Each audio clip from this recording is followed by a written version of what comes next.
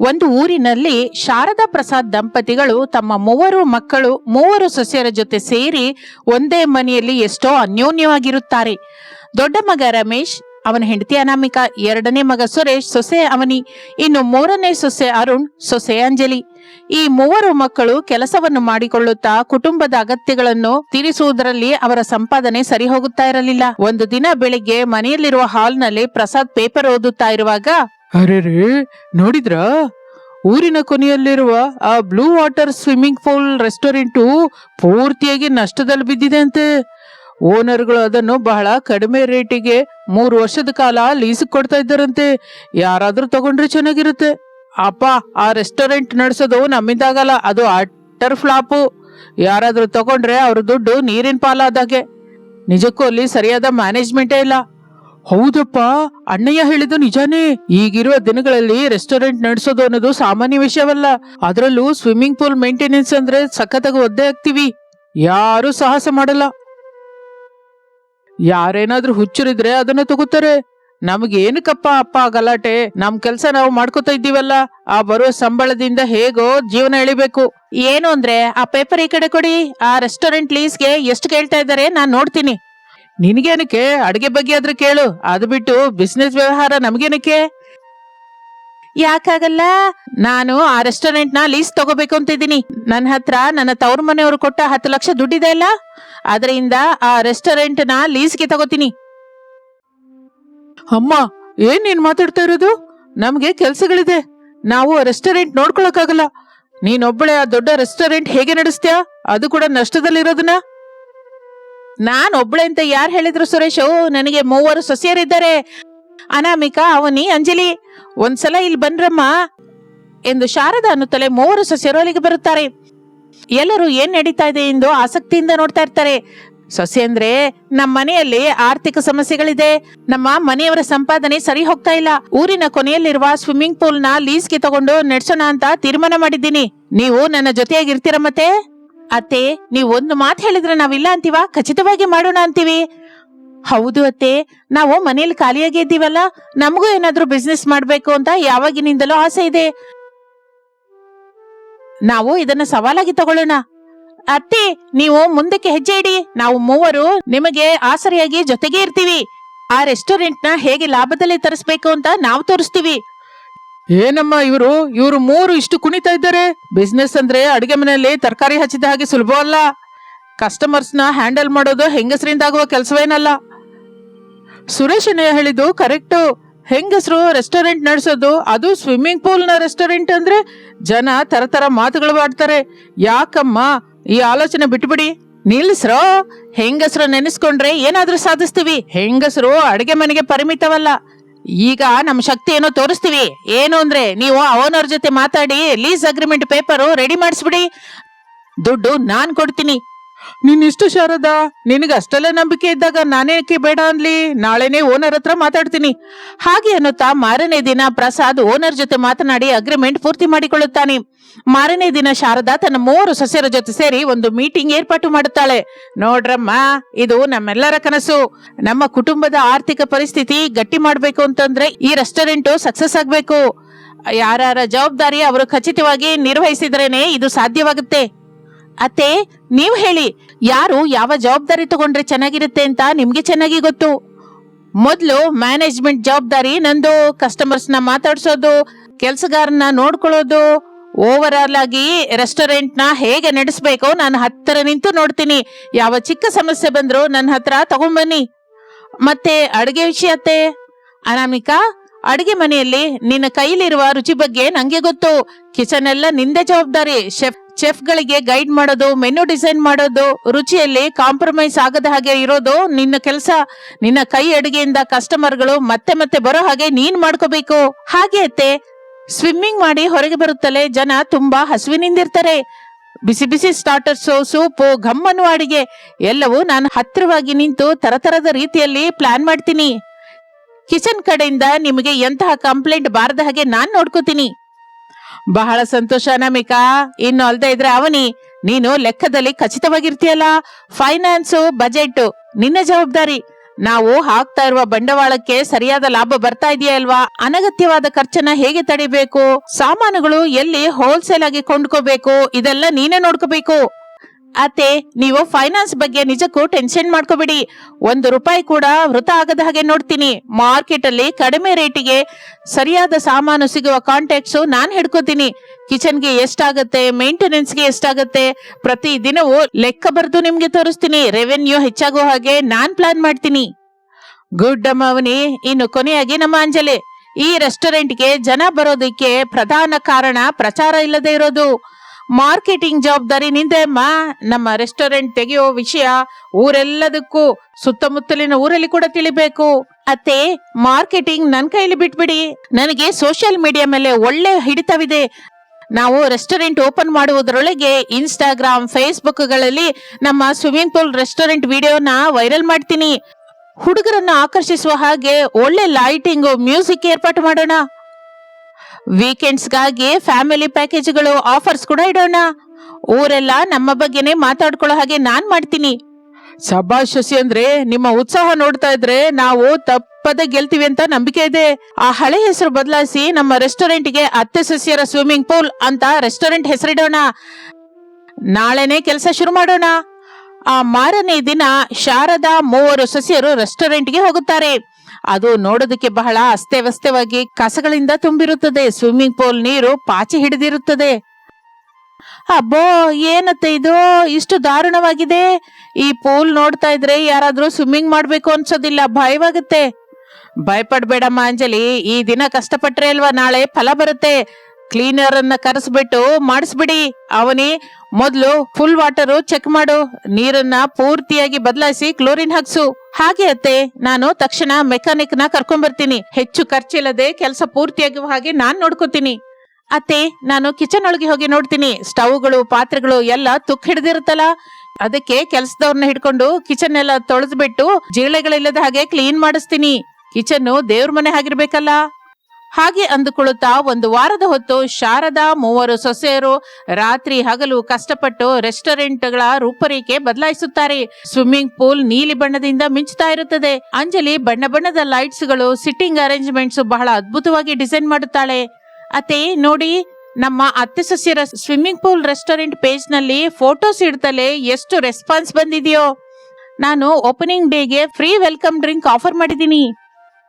ಬಹಳ ಒಳ್ಳೆ ಕೆಲಸ ಮಾಡಿದ್ಯಮ್ಮ ಅಂಜಲಿ. ಅನಾಮಿಕಾ, ಮೆನು ಏನಾದ್ರೂ ಫೈನಲ್ ಮಾಡಿದ್ಯಾ? ಮಾಡಿದೀನಿ ಅತ್ತೆ. ಸ್ವಿಮ್ಮಿಂಗ್ ಪೂಲ್ ಪಕ್ಕದಲ್ಲಿ ಕೂತ್ಕೊಂಡವರಿಗಾಗಿ crispy corn, spicy paneer tikka, Apollo fish ಅಂತ ಸ್ಟಾರ್ಟರ್ಸ್ ಪ್ಲಾನ್ ಮಾಡಿದ್ದೀನಿ. ಹಾಗೆ ಫ್ಯಾಮಿಲಿಗಳಿಗಾಗಿ ನಾಟಿ ಕೋಳಿ ಸಾರು, ಬಿರಿಯಾನಿ, ವೆಜ್ ಥಾಲಿ ಕೂಡ ರೆಡಿ ಮಾಡಿದ್ದೀನಿ. ಓಪನಿಂಗ್ ದಿನ ಯಾವ ಲೋಪವೂ ಬರೋದಿಲ್ಲ. ಅತ್ತೆ, ಕಿಚನ್ ಸಾಮಾನುಗಳು, ಫುಲ್ ಕೆಮಿಕಲ್ಸ್ ಎಲ್ಲ ನಾನು ಬಜೆಟ್ ಅಲ್ಲಿ ತರಿಸಿದ್ದೀನಿ. ನಮ್ಮ ಕೈಯಲ್ಲಿ ಇನ್ನೂ ಸ್ವಲ್ಪ ಅಮೌಂಟ್ ಮಿಕ್ಕಿದೆ. ಅದನ್ನ ಬ್ಯಾಕಪ್ ಫಂಡ್ ಆಗಿ ಇಡೋಣ. ನಿಮ್ಮ ಕೆಲಸದ ರೀತಿ ನೋಡ್ತಾ ಇದ್ರೆ ನನ್ನ ಮನಸ್ಸು ತುಂಬಿ ಹೋಗ್ತಿದೆ ಅಂದ್ಕೊಳ್ಳಿ. ನಾಳೆನೆ ಓಪನಿಂಗ್. ನಮ್ಮ ಗಂಡಸರು ನಮ್ಮನ್ನ ನೋಡಿ ನಕ್ಕಿದ್ದಾರೆ. ಅವರಿಗೆ ನಮ್ಮ ಸಕ್ಸಸ್ ಇಂದ ಉತ್ತರ ಹೇಳಬೇಕು. ಹಾಗೆ ಅಂದುಕೊಳ್ಳುತ್ತಾ ಇರುವಾಗ ಮಾರನೇ ದಿನ ಸಾಯಂಕಾಲ ಅತ್ತೆ ಸೊಸೆಯರ ಸ್ವಿಮ್ಮಿಂಗ್ ಪೂಲ್ ರೆಸ್ಟೋರೆಂಟ್ ಘನವಾಗಿ ಪ್ರಾರಂಭವಾಗುತ್ತದೆ.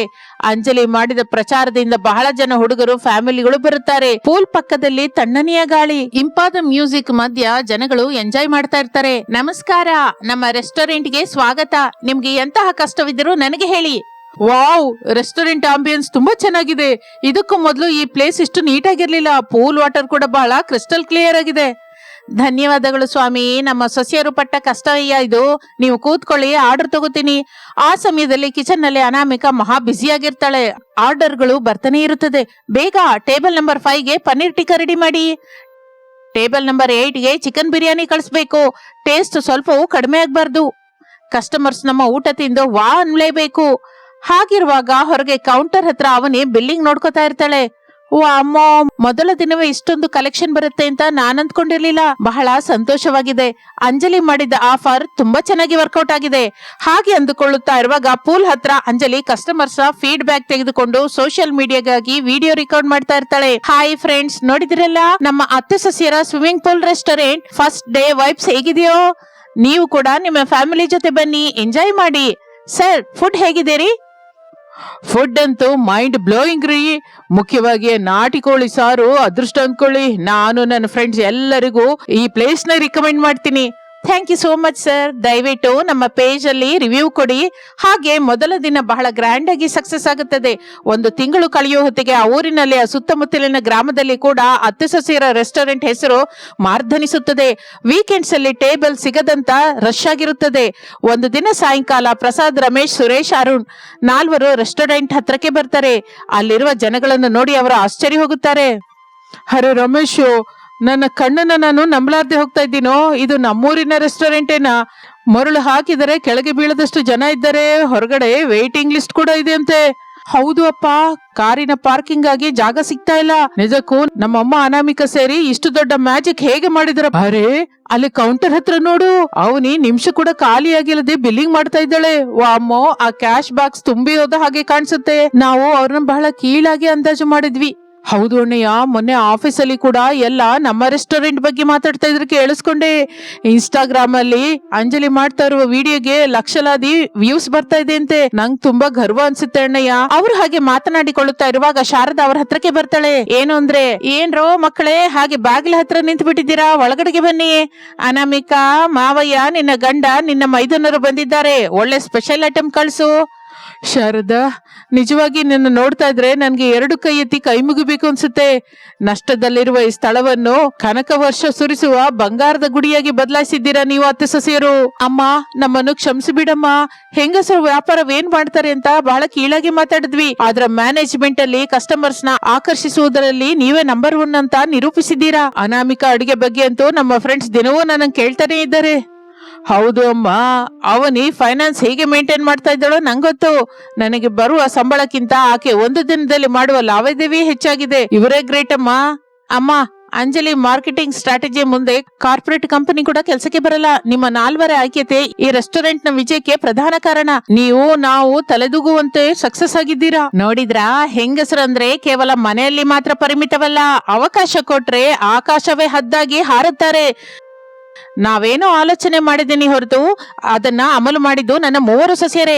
ಅನಾಮಿಕಳ ಕೈರುಚಿ, ಅವನಿಯ ಲೆಕ್ಕದ ಹಿಡಿತ, ಅಂಜಲಿಯ ಮಾತಿನ ಗಾರುಡಿ, ಇದೆಲ್ಲ ಸೇರಿದ್ರೆ ಈ ಅತ್ತೆ ಸೊಸೆಯರ ಸ್ವಿಮ್ಮಿಂಗ್ ಪೂಲ್ ರೆಸ್ಟೋರೆಂಟ್ ಅಂತ. ಇಷ್ಟರಲ್ಲಿ ಅನಾಮಿಕ, ಅವನಿ, ಅಂಜಲಿ ಅಲ್ಲಿಗೆ ಬರುತ್ತಾರೆ. ಏನ್ರಿ, ಅಡಿಗೆ ಹೇಗಿದೆ ಹೇಳಲೇ ಇಲ್ಲ? ಅದ್ಭುತವಾಗಿದೆ ಅನಾಮಿಕಾ. ಇನ್ನು ಮೇಲಿಂದ ನನ್ನ ವೀಕೆಂಡ್ ಪಾರ್ಟಿ ಎಲ್ಲ ಇಲ್ಲೇ. ಅತ್ತೆ, ಈ ತಿಂಗಳ ನಮ್ಮ ಲಾಭಗಳು ನಾನು ಊಹಿಸಿದ್ದಕ್ಕಿಂತ 2 ಬಂದಿದೆ. ನಾವು ಹಾಕಿದ ಬಂಡವಾಳ ಅರ್ಧದಷ್ಟು ಈ 1 ತಿಂಗಳಲ್ಲಿಯೇ ತಿರುಗಿ ಬಂದಿದೆ. ಅತ್ತೆ, ಬರುವ ತಿಂಗಳಲ್ಲಿ ನಾವು ಸ್ವಿಮ್ಮಿಂಗ್ ಪೂಲ್ ಹತ್ರ ಒಂದು ದೊಡ್ಡ ಲೈವ್ ಮ್ಯೂಸಿಕ್ ಕಾನ್ಸರ್ಟ್ ಪ್ಲಾನ್ ಮಾಡ್ತಾ ಇದ್ದೀನಿ. ಅದಕ್ಕೆ ಸಂಬಂಧಿಸಿದ ಸ್ಪಾನ್ಸರ್ ಕೂಡ ರೆಡಿಯಾಗಿದ್ದಾರೆ. ಆಹಾ, ನಿಮ್ಮ ಪ್ಲಾನಿಂಗ್ ನೋಡ್ತಾ ಇದ್ರೆ ಬೇಗದಲ್ಲಿಯೇ ನಾವು ಸಿಟಿಯಲ್ಲಿ ಕೂಡ ಮತ್ತೊಂದು ಬ್ರಾಂಚ್ ಓಪನ್ ಮಾಡುವ ಹಾಗಿದ್ದೀವಲ್ಲ. ಶಾರದಾ, ನೀನು ನಿನ್ನ ಸೊಸೆಯರು ಸೇರಿ ನಮ್ಮ ಕಣ್ಣು ತೆರೆಸಿದ್ದೀರಾ. ಐಕ್ಯವೇ ಮಹಾಬಲ ಅಂದರೆ ಇದೆ. ಹೌದು ರೀ, ಅತ್ತೆ ಸೊಸೆಯರು ಅಂದರೆ ಯಾವಾಗಲೂ ಜಗಳ ಮಾಡೋರೆಲ್ಲ.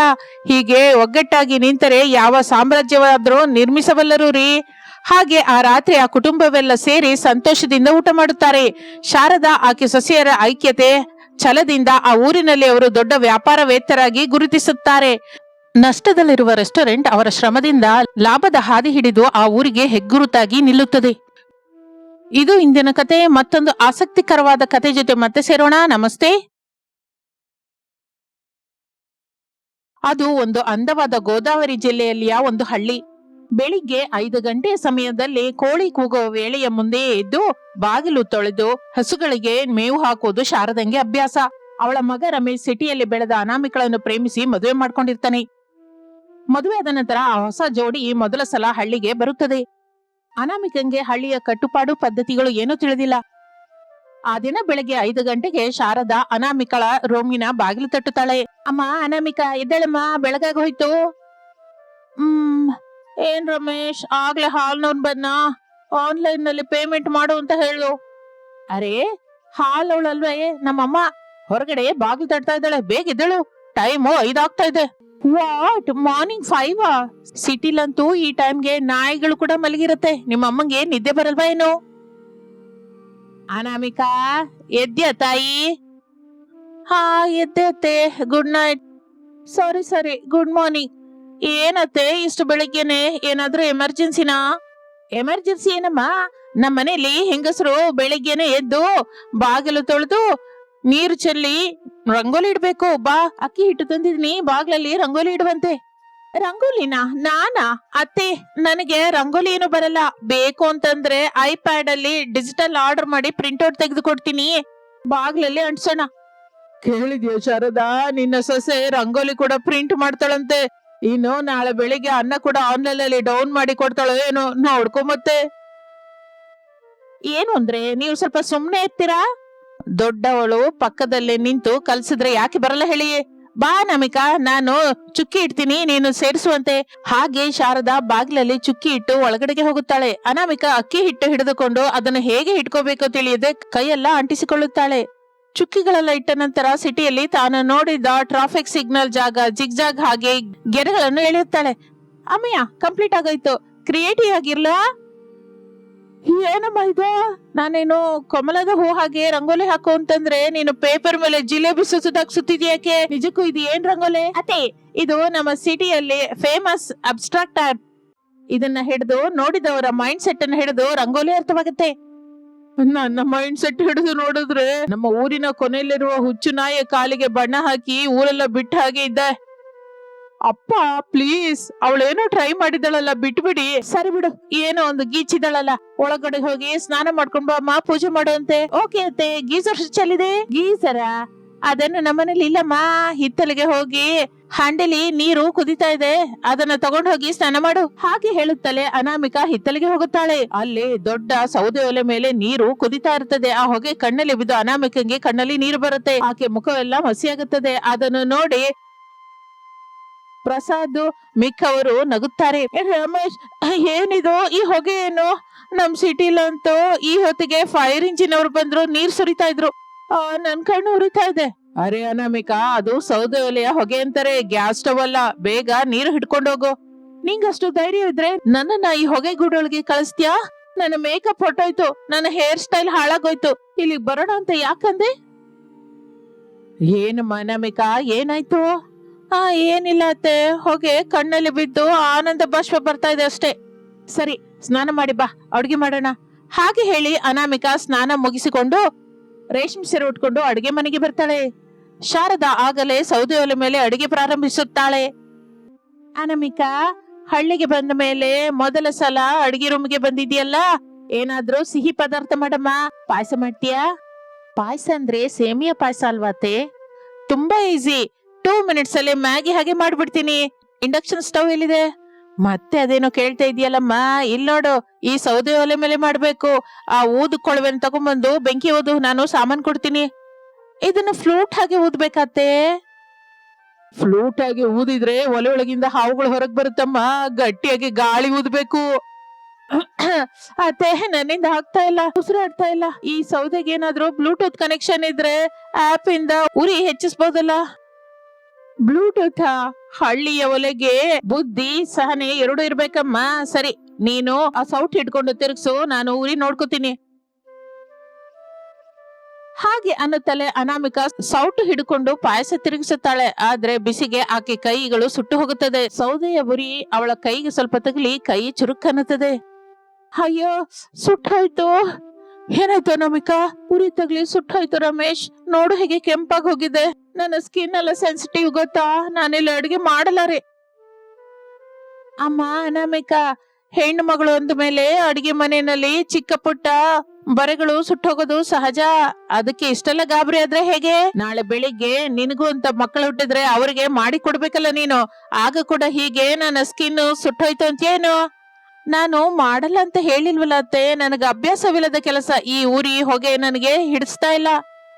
ಅಭ್ಯಾಸವಿಲ್ದಿದ್ರೆ ಕಲ್ತ್ಕೋಬೇಕು. ಸಿಟಿಯಲ್ಲಿ ಓದ್ಕೊಂಡಿದೀಯಾ ಅಂತ ಹಳ್ಳಿ ಕೆಲಸಗಳನ್ನೆಲ್ಲ ಕೀಳಾಗಿ ನೋಡಿದ್ರೆ ಹೇಗೆ?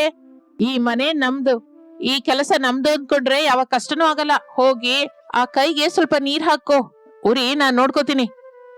ಆಗ ಅನಾಮಿಕಾ ಅಳುತ್ತಾ ರೂಮಿನೊಳಗೆ ಹೊರಟು ಹೋಗುತ್ತಾಳೆ. ರಮೇಶ್ ಆಕೆ ಹಿಂದಕ್ಕೆ ಹೋಗುತ್ತಾನೆ. ಪ್ರಸಾದ್ ಶಾರದಳ ಹತ್ರಕ್ಕೆ ಬರ್ತಾನೆ. ಏನ ಶಾರದಾ, ಪಾಪ ಆ ಹುಡುಗಿಗೆ ಅದೇನು ಅಭ್ಯಾಸವಿಲ್ವಲ್ಲ, ಹಾಗೆ ಯಾಕೆ ಬೆದರಿಸಿದೆ ಅವಳಿಗೆ?